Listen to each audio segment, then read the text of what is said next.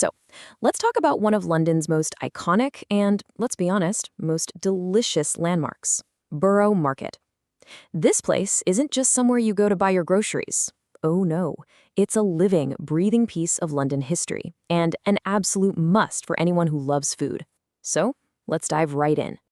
And wow, that quote just hits the nail on the head, doesn't it? The second you step inside, it's like all your senses go into overdrive. You've got the smell of fresh bread, sizzling street food, you hear the buzz of traders and happy customers.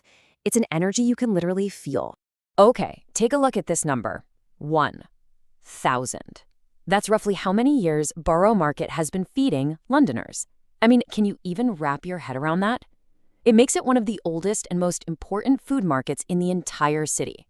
So you have to ask, how on earth does a market stick around for a whole millennium?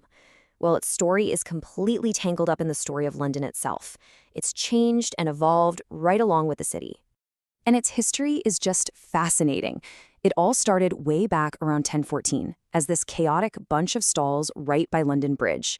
Then, in 1756, a super important act of Parliament moved it to where it is today.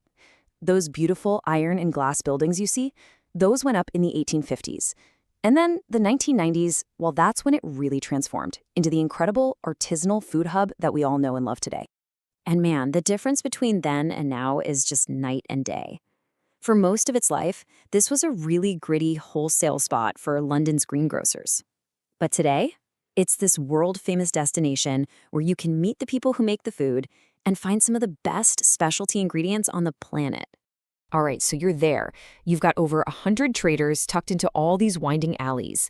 It can definitely feel like a delicious, overwhelming maze. But trust me, once you understand the basic layout, it all makes perfect sense. Let's break it down.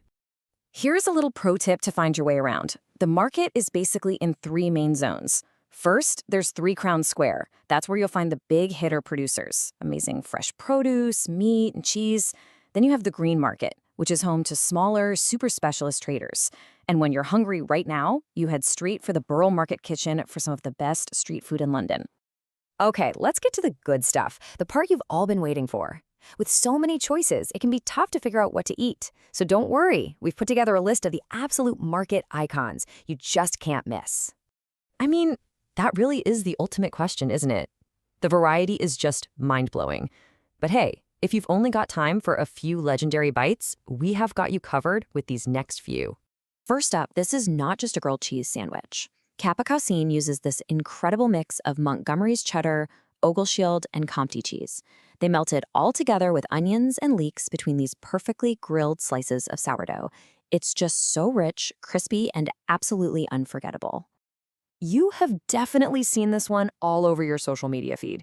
And believe me, it is 100% worth the hype. The donuts from Bread Ahead are unbelievably light and just stuffed with this creamy, rich vanilla custard. But the best part?